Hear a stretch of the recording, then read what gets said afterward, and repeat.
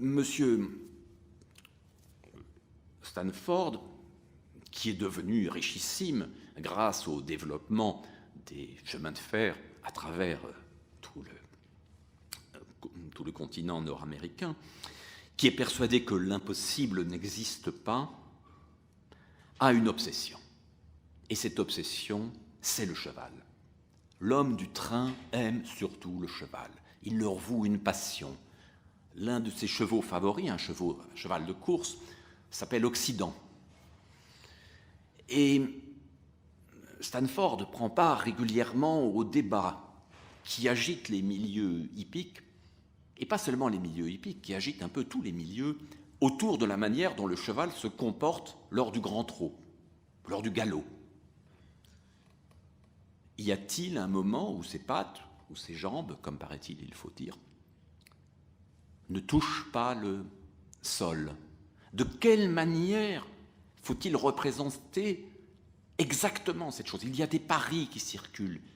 Et la peinture, comme nous le voyons ici, dans cette image ancienne, ou dans cette image plus récente de Géricault, du début du XIXe siècle, la précédente était du XVIIIe, un peintre espagnol, on sent bien que ces représentations ne sont pas tout à fait exactes, mais jamais un cheval au galop n'a accepté de s'immobiliser pour se laisser dessiner. Et il a donc fallu imaginer ce mouvement que l'œil ne parvient pas à enregistrer. Mais des nouvelles machines sont là. Des machines dont les temps de pause sont devenus beaucoup plus rapides et donc devraient permettre d'enregistrer les phases successives de la course d'un cheval. Monsieur Stanford convoque le meilleur photographe de Californie. C'est Muybridge. Il n'y a pas de concurrent, le mieux équipé, le plus audacieux. Il lui dit, vous allez résoudre la question du mouvement du cheval à grande vitesse. Et Muybridge doute. Son équipement lui permet de réaliser des paysages parfaits, lui permet de fixer un certain nombre de mouvements, de faire éventuellement l'un ou l'autre portrait. Peut-être pourrait-il photographier le cheval au pas ou au petit trot, mais au grand trot, au galop, sûrement pas. Il dit, je pense que c'est impossible. Stanford lui dit, quand j'ai commencé la grande ligne de chemin de fer qui traversait les États-Unis, c'était bien plus impossible. Et il a des assistants, il a de la place, il a un ranch immense dans un lieu qui n'est pas encore très connu, qui est un peu à l'écart de San Francisco et qui s'appelle Palo Alto. Un jour, tout cela sera donné, dans des circonstances que je vous raconterai aussi, pour créer une université. Un jour, ce lieu où va s'inventer la photographie du cheval, ce lieu où va se résoudre une des énigmes les plus importantes du XIXe siècle, deviendra le lieu où d'autres techniques, d'autres mondes s'ouvriront. Et pour l'instant, c'est simplement deux hommes qui se toisent et qui tentent une expérience. Il faut se représenter, et l'historien Daniel Roche nous y aide, il faut se représenter ce qu'était la civilisation du cheval.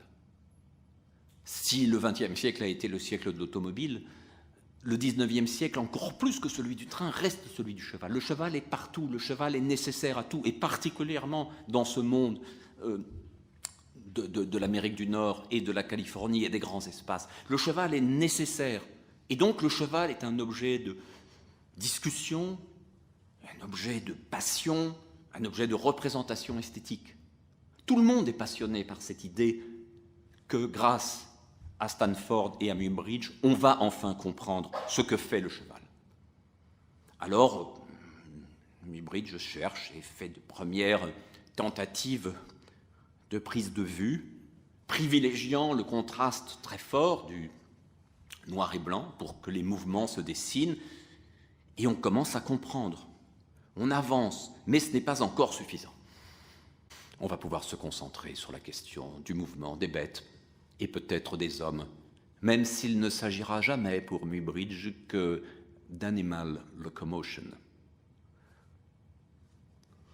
Cochons, chats, chiens, chevaux, lanceurs de poids, femmes se baignant, tous seront traités comme des animaux en déplacement, et nous ne connaîtrons plus beaucoup d'éléments de la vie privée Monsieur Muybridge, il y aura des assistants désormais, des gens pour l'aider, pour lui permettre d'avancer, d'entreprendre l'œuvre colossale qui va être la sienne, fixer le mouvement, non pas seulement du cheval, même si c'est de ça qu'il s'agit dans un premier temps, même si c'est l'enjeu premier, mais fixer le mouvement de tout ce qui bouge sur la Terre. Et ça y est, on avance.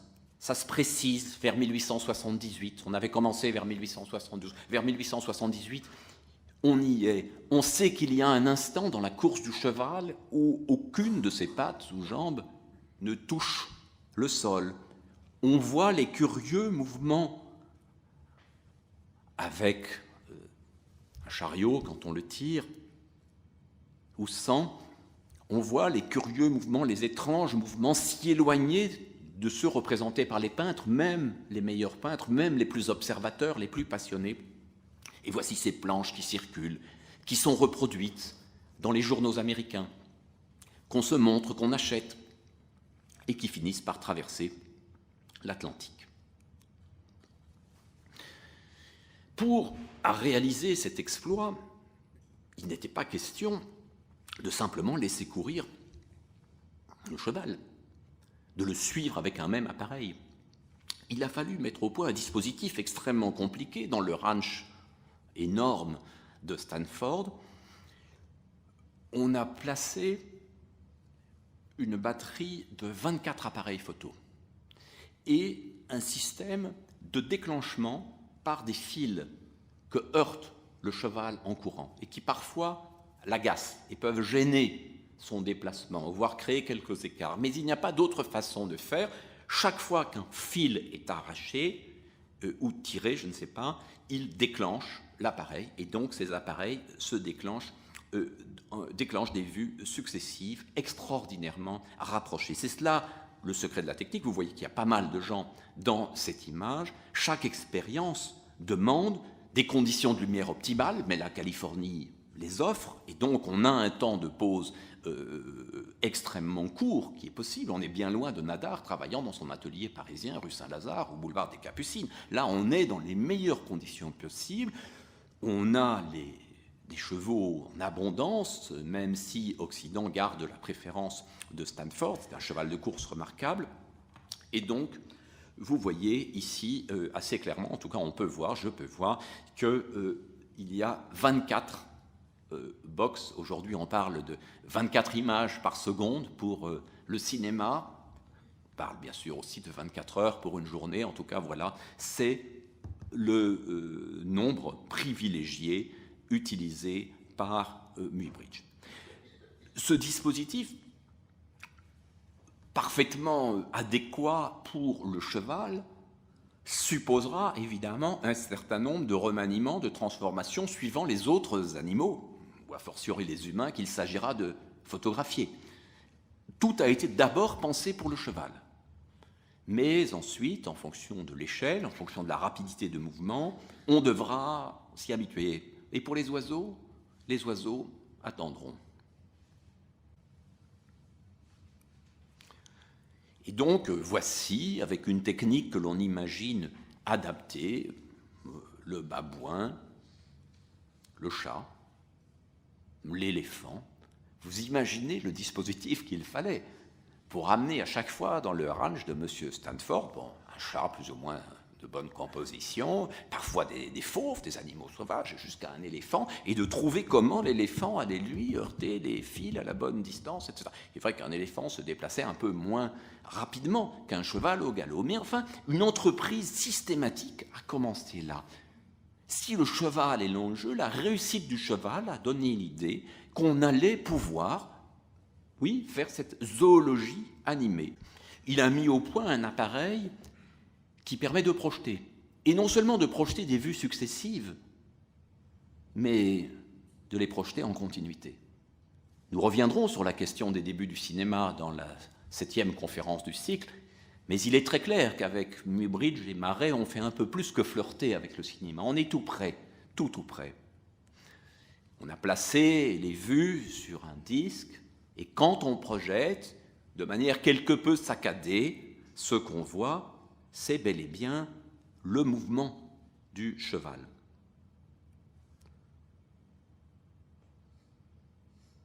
voilà ce que l'on verra un soir, ce que verront un soir à Paris, dans le grand appartement de M. Meissonnier,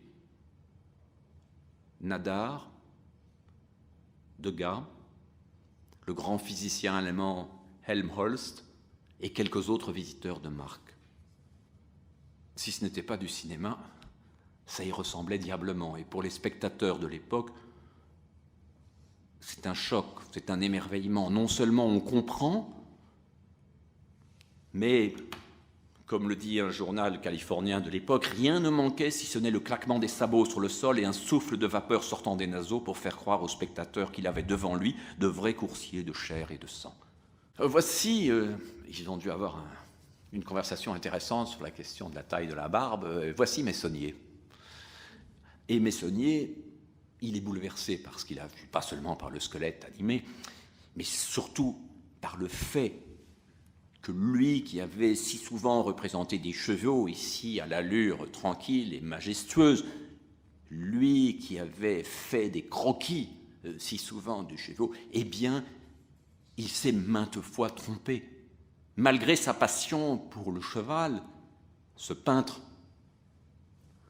dont Degas disait cruellement qu'il était le géant des nains, c'est-à-dire le plus grand des peintres académiques de son temps, mais Degas partageait avec lui la passion du cheval, ça leur faisait un terrain de conversation. Eh bien, Meissonnier reprend plusieurs de ses toiles et les retouche, et retravaille le mouvement, car il s'agit maintenant de donner une représentation adéquate à ce que la photographie, la chronophotographie, comme on commence à l'appeler, nous a proposé. Donc le peintre reprend des toiles anciennes. Il n'est pas du tout dans l'idée que c'était une interprétation, que c'était une suggestion du mouvement. Non, grâce à Muybridge, nous savons désormais comment le cheval véritablement se déplace et nous devons chercher l'exactitude. C'est une des choses dont je parlerai la prochaine fois autour de peinture et photographie. Ce moment où la peinture se dit qu'elle a été concurrencée et peut-être mortellement concurrencée par un nouveau dispositif plus vrai qu'elle-même.